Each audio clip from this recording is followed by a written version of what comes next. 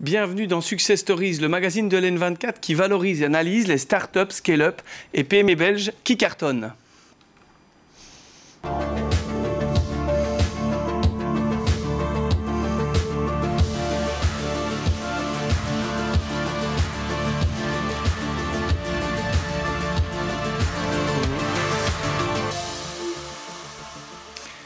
Bonjour, bienvenue dans cette émission. Alors aujourd'hui, on parlera de 4 sociétés, 4 secteurs différents. On parlera notamment de Osimis, une entreprise wallonne qui s'attaque aux enjeux de l'imagerie médicale. On en parlera avec son CEO. Dans la deuxième partie de cette émission, nous parlerons mobilité avec MyMove. On verra effectivement une solution encore, on va dire, une alternative, une nouvelle verticale dans le domaine. Ensuite, nous nous attaquerons au secteur de la construction et de la digitalisation, notamment pour les grands acteurs du secteur. On rencontrera le patron de Connect TR. Enfin, avec CY, on abordera le sujet de la gouvernance. Effectivement, il y a de plus en plus d'enjeux pour les conseils d'administration, aussi pour la relation entre conseil d'administration et exécutif. On en parlera avec les 2 fondatrices de cette boîte CI.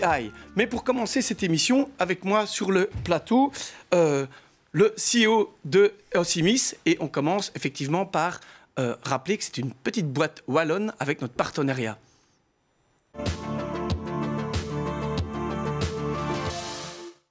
Alors voilà, quand on regarde, Monsieur Constant, votre CV, assez intéressant, vous avez effectivement un MBA, notamment de Chicago. Vous avez travaillé 10 ans dans la stratégie, dont 3 ans notamment dans un cabinet américain, avec dans les secteurs, si je résume bien, le secteur tech, le secteur pharma, le healthcare, toujours dans des sujets de stratégie de croissance, mais aussi de développement de produits, de transformation, avec chaque fois une petite touche de innovation. Alors cette expérience dans le pharma, ça vous amène ici, il y a quelques mois, vous avez été nommé CEO de Osimis, on va dire une spin-off d'une université, mais que fait Osimis? C'est un peu la première question qu'on a envie de vous poser. D'accord. Alors Osimis, c'est une société qui se spécialise dans l'intégration de solutions d'intelligence artificielle pour l'imagerie médicale dans les hôpitaux. Donc l'imagerie médicale, ce sont l'ensemble des radios, scans, échographies qu'on connaît tous. Quand on va dans un hôpital, les patients demandent de plus en plus de photos concernant leur dossier. Les médecins en ont de plus en plus besoin. Ces images médicales se multiplient. Et donc voilà, nous proposons une technologie d'intégration, la Gateway Osimis, qui est un software, si vous voulez, qui fait l'interface entre le serveur dans les hôpitaux qui contient les images médicales et les infrastructures avec les technologies d'intelligence artificielle qui se trouvent le plus souvent dans le cloud. Alors aux fournisseurs de ces solutions, on propose un service de distribution à haute valeur ajoutée. Ça veut dire qu'on vend les algos dans les hôpitaux et on les intègre dans les hôpitaux. Vous les aidez à rentrer dans les hôpitaux. Voilà, tout à fait. Et à intégrer leurs solutions dans les hôpitaux.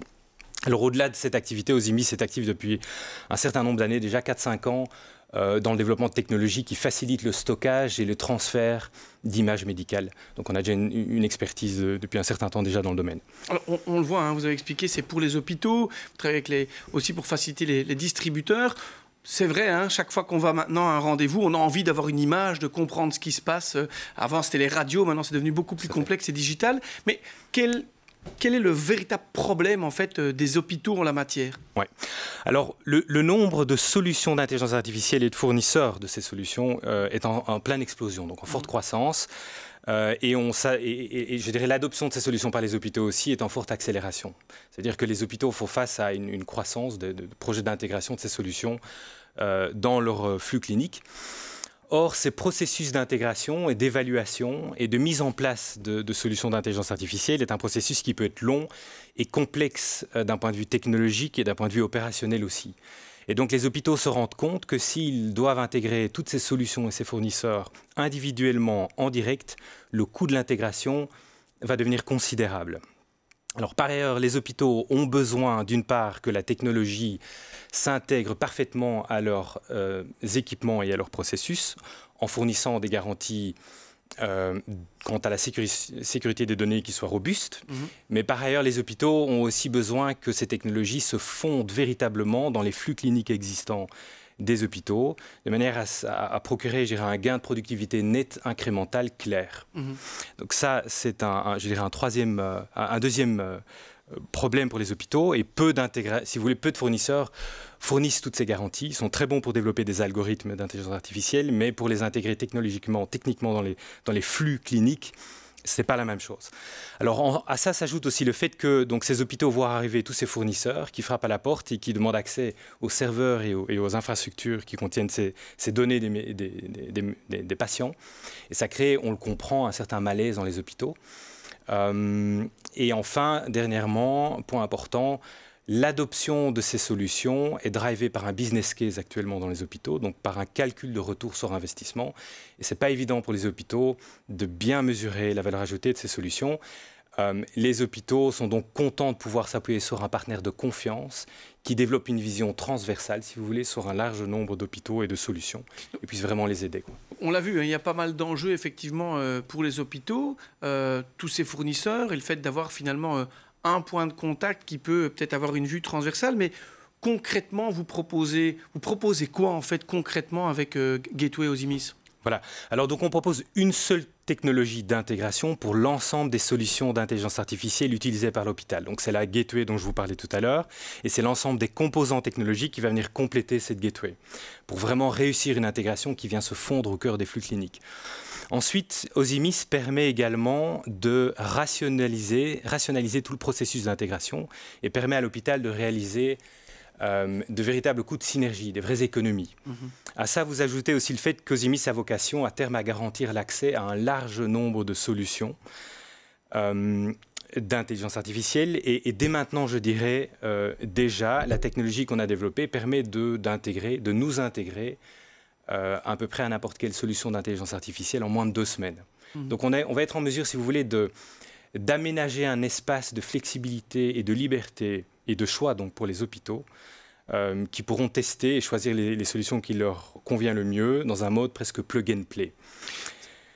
Voilà. C'est vrai qu'on voit qu'à ce niveau-là, c'est quand même, j'entends le mot flexibilité, le fait aussi de dire, et je pense que c'est la même chose dans d'autres secteurs, on a une multitude de fournisseurs et en même temps, on imagine le radiologue, l'hôpital qui veut choisir ses propres programmes, donc ils ont un vaste choix et vous allez l'aider à intégrer ça. Quand vous parlez de synergie de coûts, qu'entendez-vous par là? On voit que ça c'est important, là on ne parle plus au radiologue, on parle au CFO de la boîte.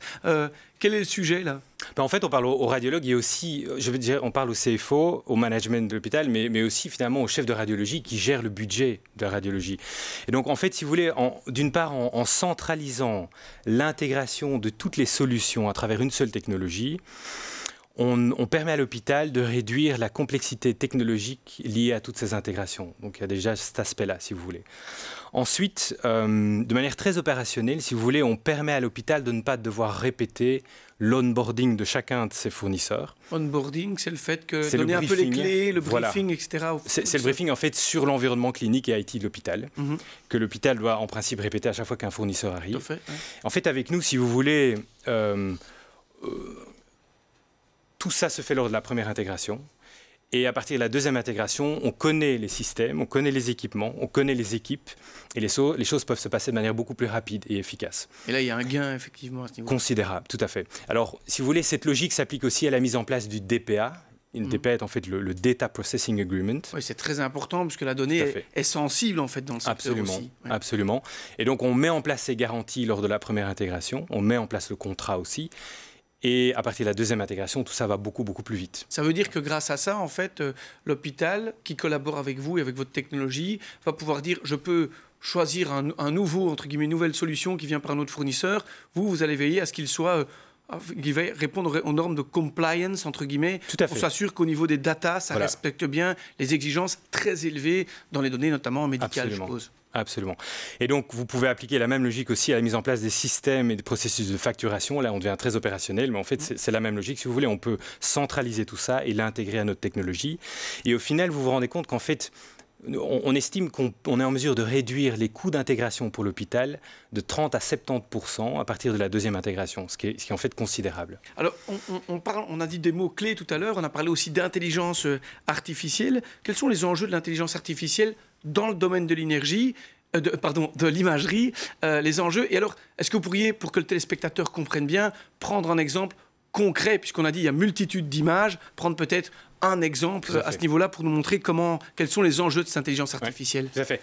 Alors, donc, le marché de l'intelligence artificielle, juste un mot là-dessus. Donc, le nombre d'algorithmes qui sont certifiés, marqués CE, donc certifiés pour l'Europe, est en pleine explosion. Chaque année, ce nombre augmente de 60% en moyenne. Donc, il a augmenté de 60% sur les 3-4 dernières années. C'est considérable et ce chiffre continue à augmenter. Le nombre de ces algos dont il a été démontré scientifiquement qu'ils ont un impact clinique potentiel est d'environ 20% pour le moment, et ce chiffre augmente aussi à... 20%, c'est déjà pas mal. Hein, tout à fait, et ça augmente extrêmement vite pour le moment. Et on estime pour le moment que dans le Benelux en tout cas, que le nombre d'hôpitaux on estime à 30-35% le nombre d'hôpitaux qui ont au moins un algo déployé, soit en routine clinique, soit en test. Alors, oui, sur les exemples concrets, l'enjeu, si vous voulez, bon, il y a des algorithmes de toutes sortes qui font des choses très différentes. Ça va de la détection de fractures à la détection de nodules dans les poumons. Il s'agit aussi de la prise de mesures précises, comme la taille d'une tumeur, par exemple, ou encore l'analyse détaillée d'une lésion. Hein. Les algos permettent de faire ça beaucoup plus vite et mieux que l'humain. Et pour vous donner un exemple concret, je vous donne l'exemple d'un algorithme qu'on a déployé pas mal récemment et qui marche très bien, qui est un algorithme de détection de fractures, l'algorithme de BoneView de la société Glimmer, société française, start-up française. Aussitôt que la radio est faite, si vous voulez, la radio est instantanément envoyée vers l'algo dans le cloud. L'algo détecte toutes les fractures en une fraction de seconde, ce qui permet dans l'hôpital d'isoler l'ensemble des négatifs, c'est-à-dire des examens qui montrent qu'il n'y a pas de fracture, et de traiter ces négatifs de manière beaucoup plus rapide.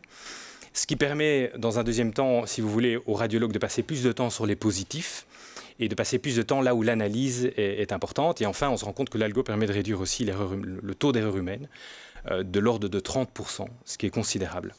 Donc on l'a vu avec Osimis, on le voit, c'est un super levier aussi pour le radiologue, pour les hôpitaux et aussi, comme on le disait tout à l'heure, pour le patient. Une belle technologie qui se développe en Wallonie et qui cartonne. On vous souhaite tout le bon développement au sein de Osimis Gateway.